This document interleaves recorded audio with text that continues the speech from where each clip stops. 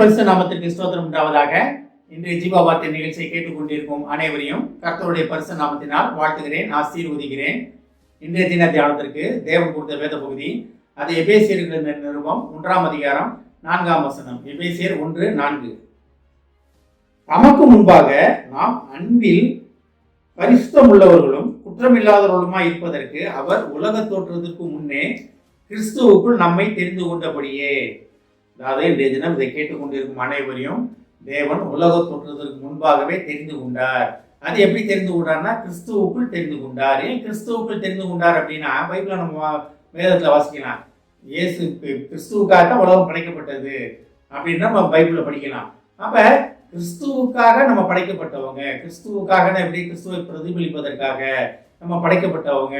அதனால தான் பைபிள நம்ம பார்க்குறோம், உலக தோற்றத்துக்கு முன்னே உன்னை பேர் சொல்லி அறிந்தேன் அப்படின்றாரு. அப்போ உலகமே இல்லாத போதே நம்ம தெரிந்து கொண்டார்னா இப்படி கிறிஸ்துவுக்குள் நம்மை தெரிந்து கொண்ட ஒரு மகா பெரிய கிருபை. எப்பேற்பட்ட அன்பான தேவன் பிதாவானவர், எப்பேற்பட்ட அன்பு, பிதாவின் அன்பு எப்படி நம்ம மேல வெளிப்படுதுன்னு பாருங்களேங்க. அப்போ உலக தோற்றத்துக்கு முன்னே நீங்க எல்லாமே தெரிந்து கொள்ளப்பட்டவங்க. எதுக்காக தெரிந்து கொள்ளப்பட்டவங்க? நம்ம சுயத்தின்படி நம்ம இஷ்டத்தின்படி வாழ்வதற்காக அல்ல, நம்ம கிறிஸ்துவை பிரதிபலிப்பதற்காக. அதனால்தான் இதுல பாருங்க 2 காரியங்கள் சொல்லப்படுகிறது.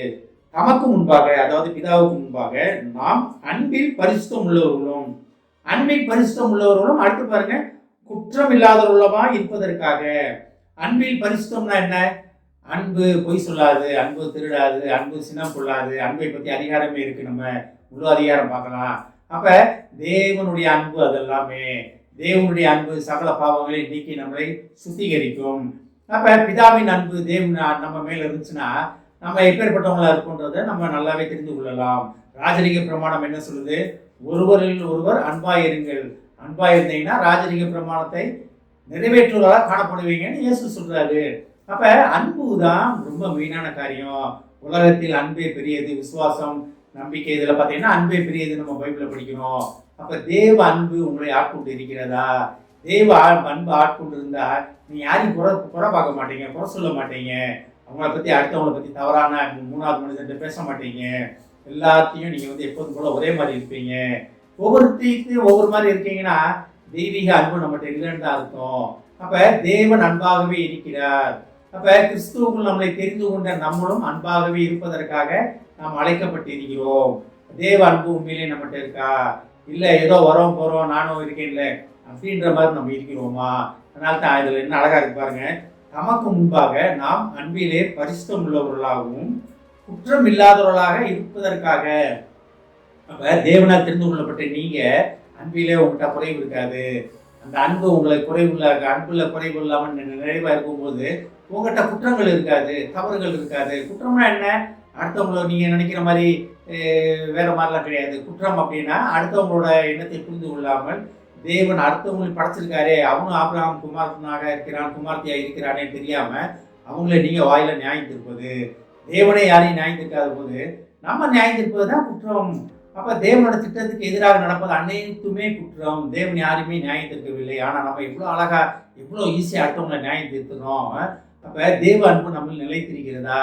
தேவன் அன்பாகவே இருக்கிற தேவன் நம்மகிட்ட நிலைத்திருக்கிறதா என்பதை நாம் அறிந்து கொண்டு நாம் இருப்பதற்காக, தேவன் பின் செல்வதற்காக நாம் அழைக்கப்பட்டிருக்கிறோம்.